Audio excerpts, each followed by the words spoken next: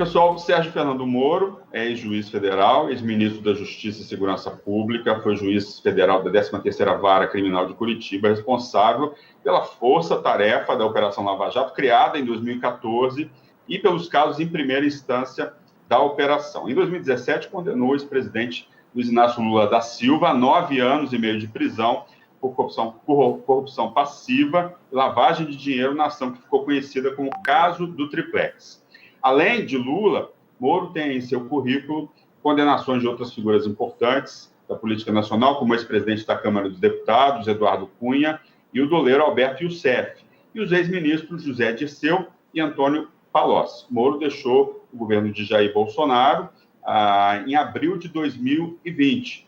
E agora, na Álvares e Marçal, né? Seja muito bem-vindo. Né? Como é que é trabalhar, depois de tantos anos aí na vida pública, no setor privado, né? Ajudando empresas em políticas anticorrupção? Tem sido um trabalho desafiador. O que eu tenho visto, Luciano, nos últimos anos, isso tem crescendo, uma tendência das empresas do setor privado compreender melhor o seu papel, tanto na perspectiva social, na perspectiva de proteção ao meio ambiente, e uma das vertentes importantes é na vertente das políticas anticorrupção.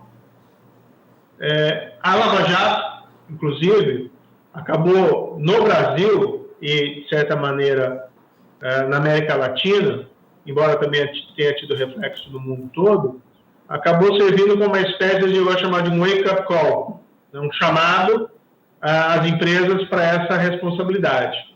Então, tem muitas empresas que não se preocupavam com políticas anticorrupção e políticas de integridade, que hoje investem significativamente, né, em sistemas de compliance, em due diligence, em investigação corporativa. Essa vai ser uma tendência crescente. Provavelmente isso vai acontecer cada vez mais no futuro. Se surgir a suspeita da prática de um ilícito por uma empresa, por um dos seus diretores, por um dos seus empregados, é cada vez mais provável que a empresa tome as rédeas, realize uma investigação interna corporativa e busque as autoridades para fins de cooperação. Até para que ela possa demonstrar que ela não é conivente com eventuais ilícitos praticados por alguma das pessoas que dentro dela trabalham. Então, essa é uma área muito promissora e eu acredito que o setor privado tem muito a contribuir para o avanço do que a gente chama desse movimento anticorrupção. Isso independentemente do setor público. Moro, nós somos aí um veículo de Londres, nós cobrimos a América Latina em português, em espanhol. Quais são, na sua opinião, os desafios de combate à corrupção na América Latina? A Operação Lava Jato até hoje tem reflexos na América Latina. Vários ex-presidentes de vários países foram presos. A gente tem agora um escândalo acontecendo no México. Como é que o senhor vê os reflexos da Operação Lava Jato hoje na América Latina e a importância disso? Esse foi um efeito colateral um pouco inesperado quando nós iniciamos as investigações, os processos no Brasil, mas no decorrer dele surgiram essas provas, essas evidências de que algumas empresas brasileiras teriam pago suborno mesmo para autoridades de outros países. O que foi feito? A meu ver, a postura responsável pegar essas provas e colocar à disposição dos países que as quisessem receber para desenvolver os seus próprios casos internos. Normalmente se tinha que estabelecer alguma outra condição a depender da origem da prova. Então, se a prova veio, por exemplo, de um acordo de colaboração com uma empresa, tinha que ter alguns mecanismos de proteção para essa empresa no país estrangeiro. Mas vários países receberam essas provas, desenvolveram casos com níveis diferentes de eficácia, e alguns países foram muito, vamos dizer assim, agressivos, mas no bom sentido, de apurar realmente os fatos e buscar processá-los. Isso aconteceu em tempos diferenciados, a depender do país. O México mais recentemente têm surgido esses desdobramentos, né, envolvendo possíveis pagamentos de suborno por empresas brasileiras a autoridades daquele país. Eu, na verdade, fico feliz de ver que isso acabou gerando uma espécie de onda anticorrupção em toda a América Latina. Isso é bom para a região, porque isso propicia o surgimento de políticas e de um mercado também mais íntegro. A meu ver, isso são condições necessárias para que nós tenhamos um desenvolvimento robusto na região, com o aumento do bem-estar para todos. Moro, quais são aí os desafios, né, das empresas? Como é que as empresas hoje podem fazer a diferença em políticas anticorrupção, de integridade, né, no compliance aqui no Brasil e também na América Latina? Existe, primeiro, a necessidade de se compreender o seguinte: vai haver no mundo cada vez menos espaço para essas práticas corruptas. Claro que isso leva tempo, não é? E o esforço contra a corrupção é um esforço que tem que ser longo e perene, mas o mundo está ficando cada vez menor. No próprio caso da Operação Lava Jato, algumas empresas que se envolveram nesses crimes, empresas estrangeiras que pagaram suborno no Brasil, tiveram que realizar, né, tiveram que, em determinado momento, procurar as autoridades brasileiras para buscar solucionar a situação mediante a realização de acordos de leniência. Então, há um rol de empresas estrangeiras, não vou entrar aqui no detalhe dos nomes, que fizeram acordos que a gente chama de acordo de leniência, com base na lei brasileira, a gente chama Clean Company Act, para resolver a sua situação. Por outro lado, empresas brasileiras que pagaram suborno no estrangeiro tiveram problemas nos países nos quais esses subornos foram pagos e ainda tiveram, algumas delas, que responder a processos instaurados por autoridades, por exemplo, da Suíça e dos Estados Unidos. Dos Estados Unidos com base principalmente no FCPA. Ou seja, há uma tendência, né, no mundo que independe do que acontece em cada país, de menor espaço e tolerância para a corrupção. E hoje a empresa tem que estar atenta não só para as regras e estándares do país onde ela tem a sua sede, mas igualmente com as normas, regras e estándares dos países nas quais não só ela tem filiais, mas nos países nos quais ela faz negócios. Então hoje não adianta você apenas estar atento às necessidades de conformidade da legislação brasileira. Você tem que pensar na conformidade, por exemplo, com o FCPA dos Estados Unidos. Ou seja, isso propicia, e acho que é algo positivo, que a gama possível de normas aplicáveis se busque aplicar aquelas de mais alto standard. Isso que é extremamente positivo. Do outro lado, né, para que esses sistemas de integridade funcionem, tem que ter um comprometimento que a gente chama do topo até a base da empresa. Não adianta nada você ter um código de ética, você ter um sistema de compliance, se você não tem um comprometimento da cúpula. Tem um ditado chinês que diz: o peixe apodrece pela cabeça. E nós vimos algumas empresas, até no caso da Operação Lava Jato, que se jactavam de ter os mais modernos sistemas de compliance, mas, no entanto, eram sistemas inefetivos, dado o grau de comprometimento, normalmente, da cúpula dessas empresas com o crime. Ou seja, o primeiro passo para que isso funcione é o comprometimento empresarial com o que é certo. Dá para o senhor falar agora, casos que o senhor vai trabalhar, é aqui no Brasil, é na América Latina, é fora da América Latina? Dá para adiantar alguma coisa desse trabalho que o senhor está fazendo agora, nesse momento, por exemplo? Não, por questões de confidencialidade, eu não posso revelar exatamente os clientes e os trabalhos que estão sendo realizados. Mas hoje, para esse mercado, o que existe é uma aspiração global. Então, não adianta hoje o profissional ele se especializar unicamente nas práticas de um único país. Ele tem que conhecer o que está acontecendo no mundo. E no campo da investigação corporativa e compliance, o ideal é que ele tenha condições de misturar as práticas entre os diversos países, oferecendo um serviço de maior qualidade para os clientes nessa área. Então, a minha ideia, em particular, a Ingressal Álvares Marçal, que é uma empresa que tem presença em diversos países no mundo inteiro, inclusive também no Brasil, é contribuir para que nós tenhamos aí um esforço global nessa área. Uma tendência, né, como eu te disse, pode ter certeza, tendências em relação à corrupção do presente e para o futuro, isso cada vez mais real.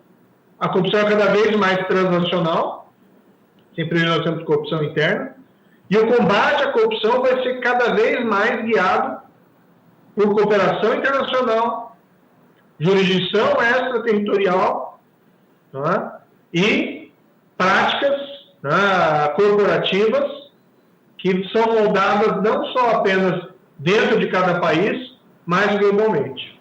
É uma tendência de internacionalização.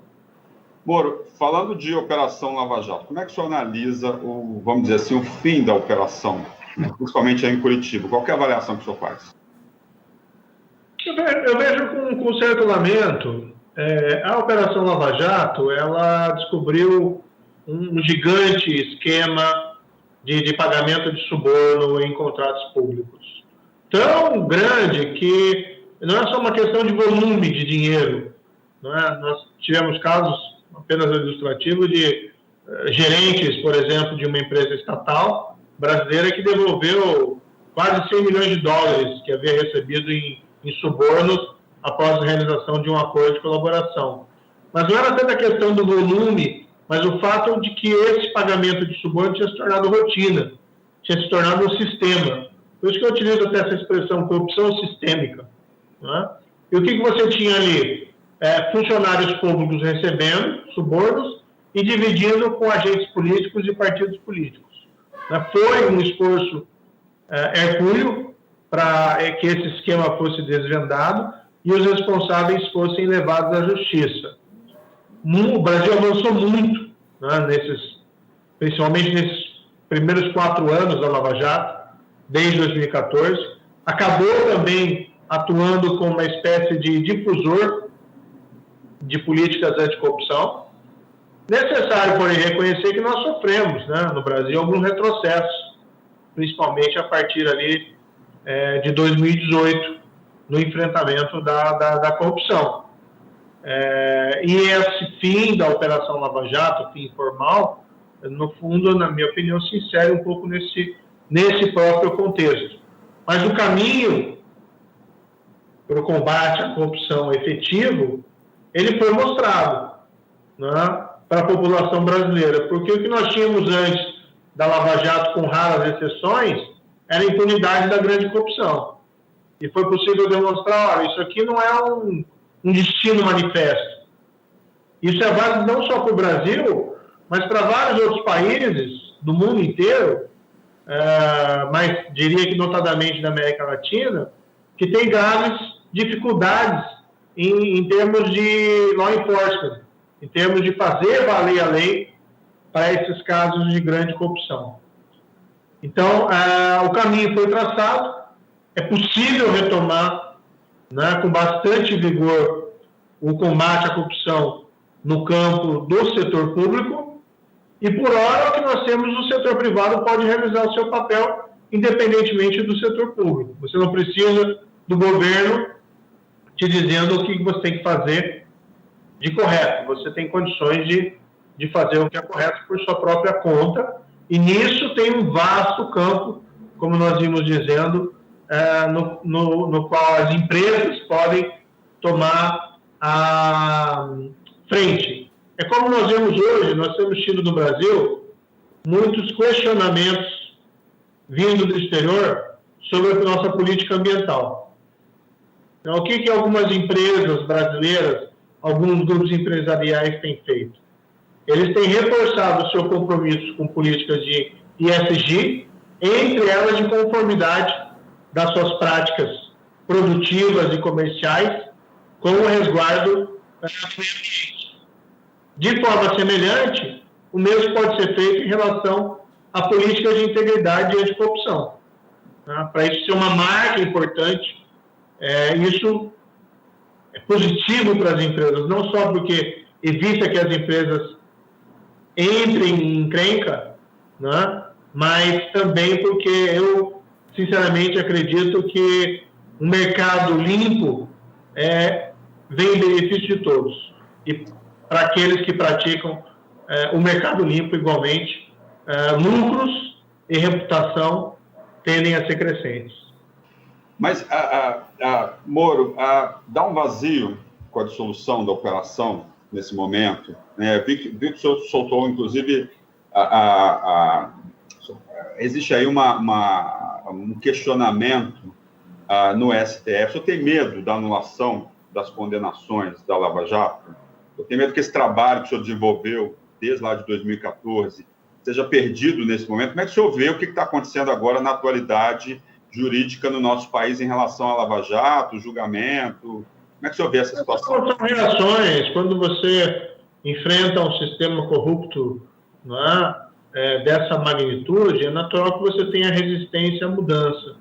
Mas a mudança veio, né? Existe uma percepção muito clara hoje da população brasileira e mesmo do setor privado, que aquela situação que existia antes era uma situação intolerável, talvez uma das causas dos nossos baixos índices de crescimento. Não tem como você ter uma economia de elevada produtividade se os custos transacionais são elevados por conta uma espécie de um imposto da corrupção, entendeu? Isso gera ineficiência, não só no setor público, mas igualmente no setor privado. Então, meu ver, isso está arraigado, não é? E é muito fácil.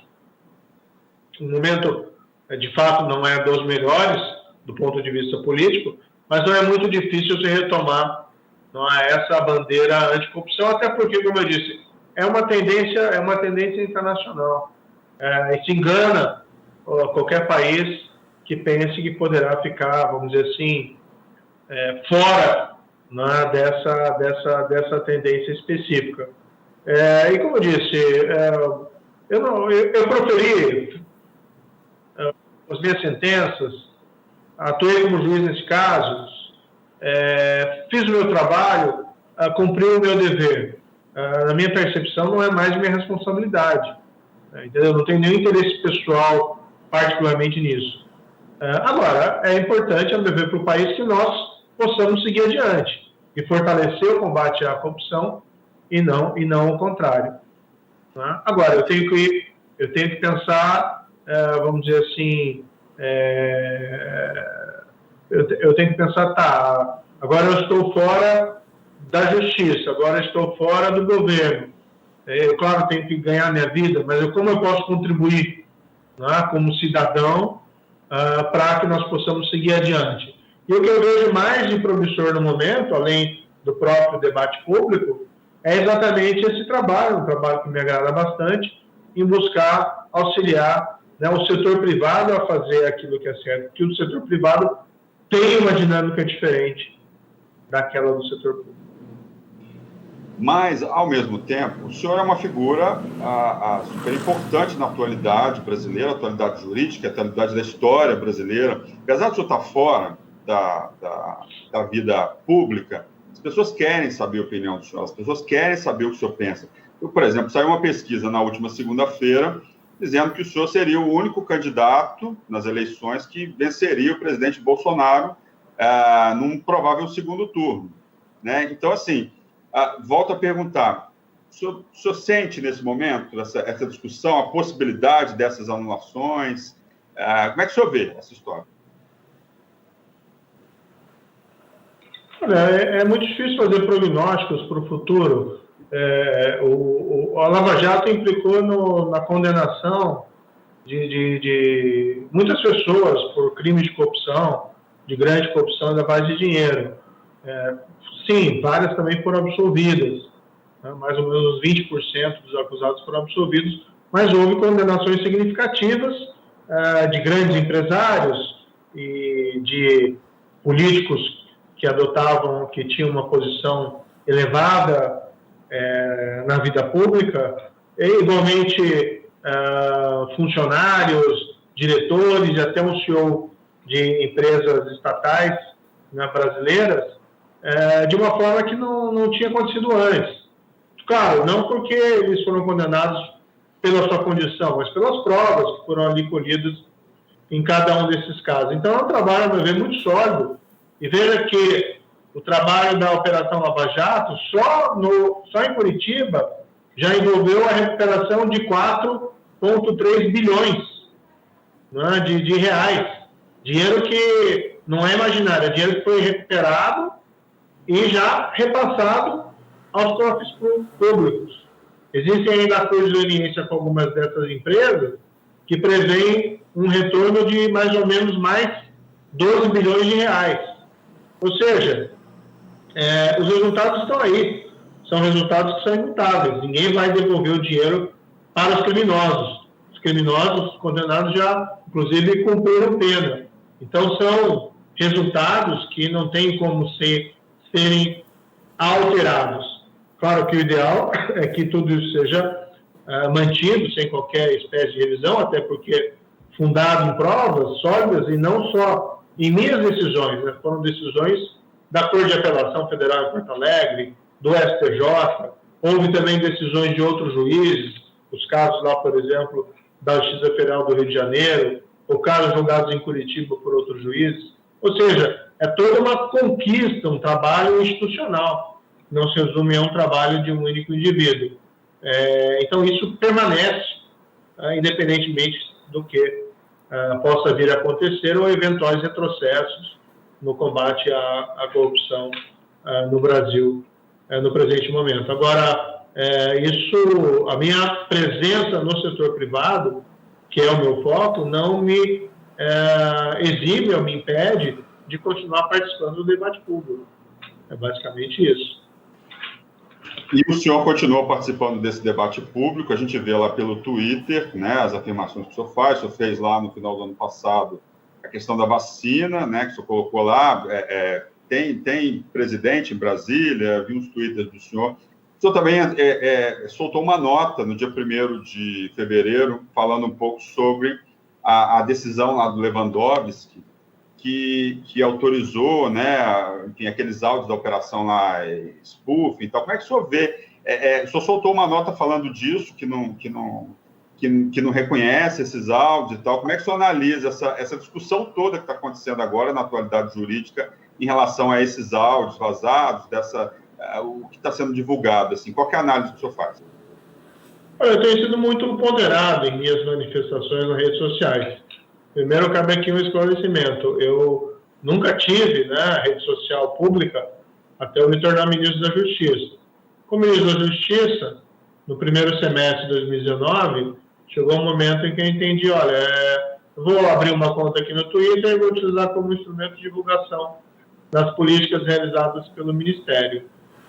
Daí, depois, quando eu deixei o governo, tenho utilizado, né, o Twitter, mas assim, de forma muito episódica e ponderada. Eu acho que é um instrumento importante ali de comunicação, mas não tenho utilizado ele para fazer política. Eventualmente tem alguma manifestação no cunho de cidadão, ou alguma coisa que me diz respeito especificamente.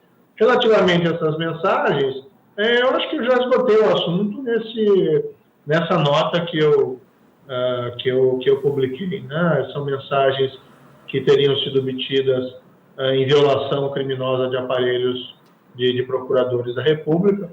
Houve até a tentativa de invasão do meu aparelho, mas não foi aí logrado sucesso. Eu não reconheço a autenticidade dessas mensagens, até porque não mais as tenho.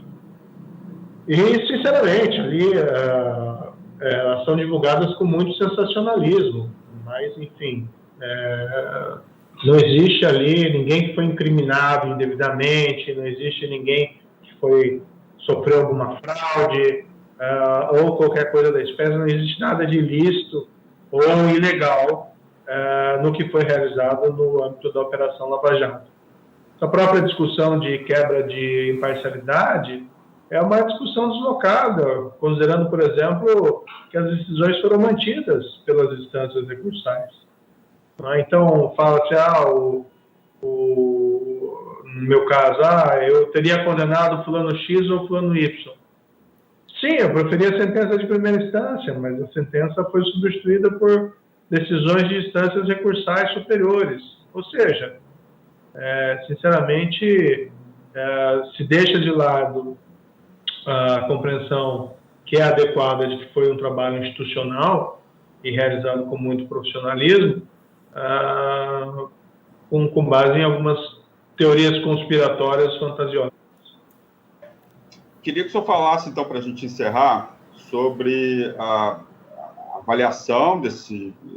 Né, como é que o senhor vê agora a possibilidade aí... O senhor está sempre bem nas pesquisas para a presidência. Eu sei que o senhor está no setor privado, mas é uma pergunta que sempre deve voltar, jornalistas devem perguntar para o senhor, que pesquisas, né, colocam o senhor sempre na frente aí, enfim, né, saiu essa pesquisa na segunda-feira. E eu vejo também o senhor no Twitter seguindo algumas figuras políticas aí, hoje de oposição, Mandetta, o próprio Dória.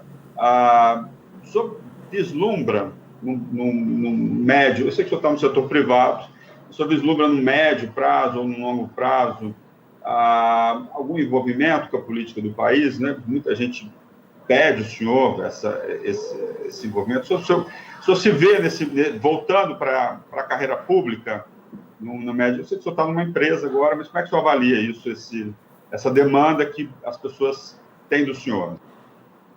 Eu acho que a história ela é construída com base em atos corretos de pessoas comuns, a boa história, pelo menos. Então, aí, o que eu tenho argumentado em relação ao combate à corrupção é que cada pessoa pode fazer a diferença, né, nas suas ações dentro do mundo que o cerca. Você não precisa ser um ministro, você não precisa ser um juiz, você não precisa ser um presidente para você fazer a diferença. Então, cada pessoa pode fazer a sua diferença.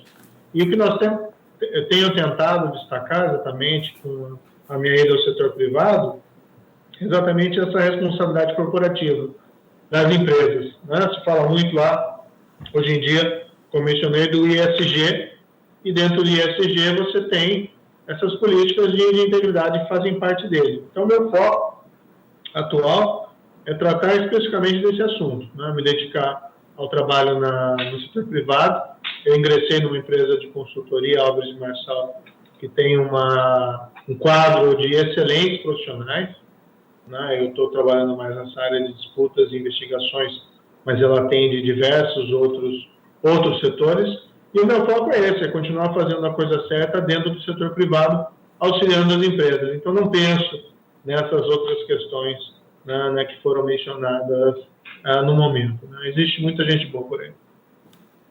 Obrigado, Moro. Obrigado pela entrevista. Muito obrigado aí pelo tempo e pela disposição de falar com a gente.